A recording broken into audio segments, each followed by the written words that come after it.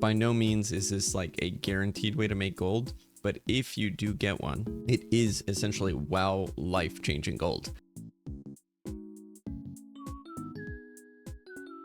Yo, what's up guys? It's your boy RedCloud. Today I'm going to be showing you guys how to farm mythic BOEs in Liberation of Undermine, which will allow you to sell those BOEs for millions and millions of gold. The BOEs we're going to be looking for are going to be the new mythic BOEs that are now available. Blizzard had a restriction on the ability to sell them. They were bind on pickup for some time, and now they have lifted that restriction. And I've got an amazing story for you guys as far as my success in actually getting one and selling it. All right guys, so these are the items that are currently available on this server that I'm talking about, the mythic items. There's a huge list of them on a Wowhead article that I'm going to go over in a little bit to show you guys a little bit of the pathing. So quick story, first day I ever did the mythic BoE farm on my Shadow Priest, I literally first pull that I did got a BoE. We got the agility leather helmet. It's this one, Mechaneer's blowtorch cover, but it's a 668 version of it with a prismatic socket in it, and I sold it for 6 million gold. Obviously Blizzard and the auction house took out 300k, and then I spent a little bit on it on some flasks and stuff. But yes, it does work.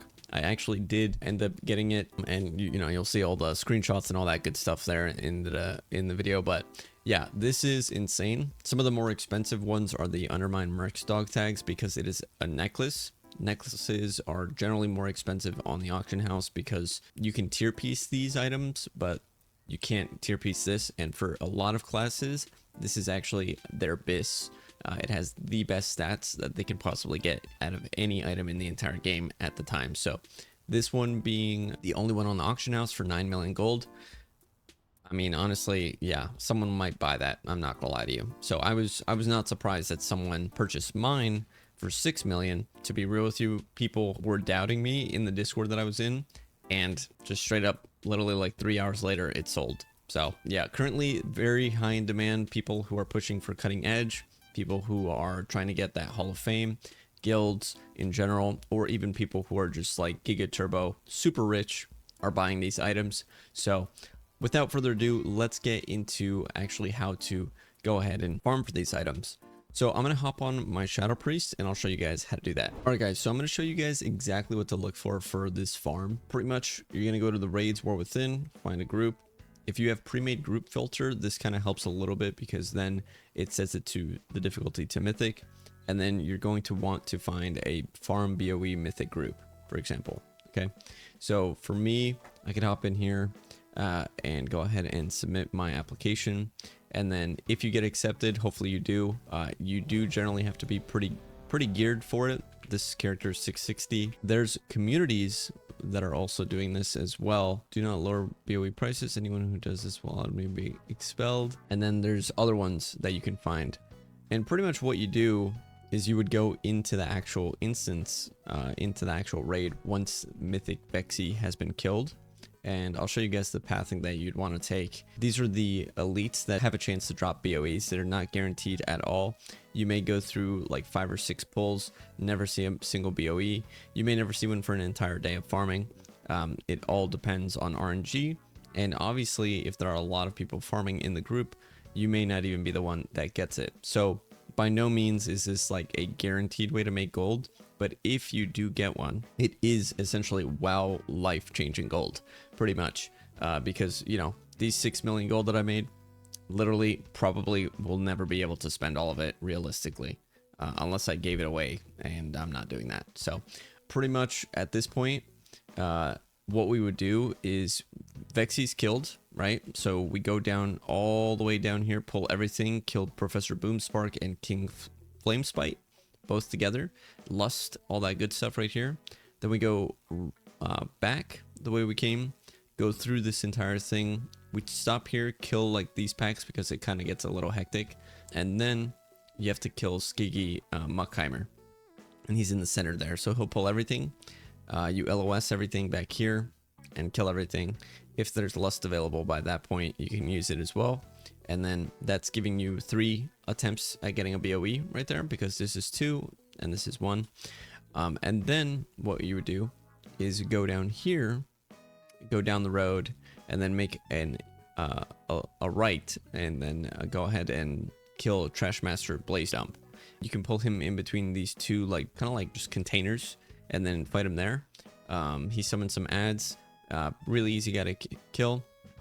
Then what you do is go ahead and cross the street, and then the junk maker is actually not who we were killing. I believe this is actually not even the junk maker himself. This is Scraps that spawns here, because Scraps is right across the road from Blaze Dump. So what we do, kill Blaze Dump and then kill Scraps, and then literally the easiest way to leave the instance is to just go into the road and get killed and get ran over.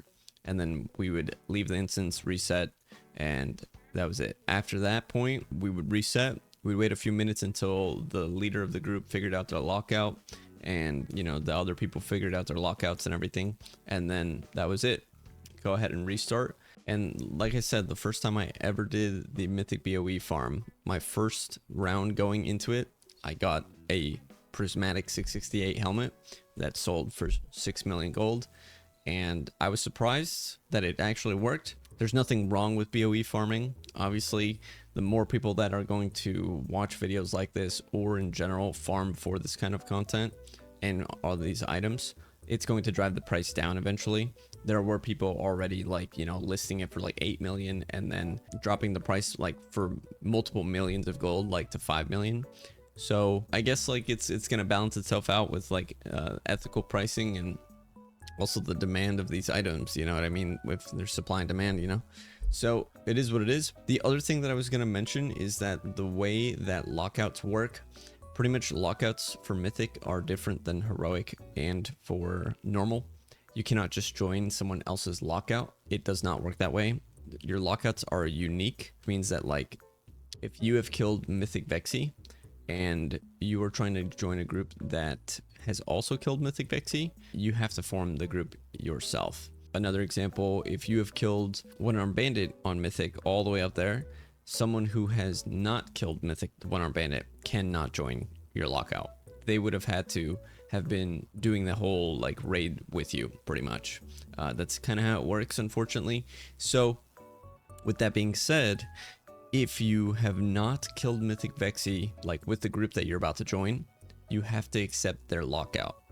So what that means is you will forfeit the ability to get loot from Mythic Vexy on that character. So keep that in mind.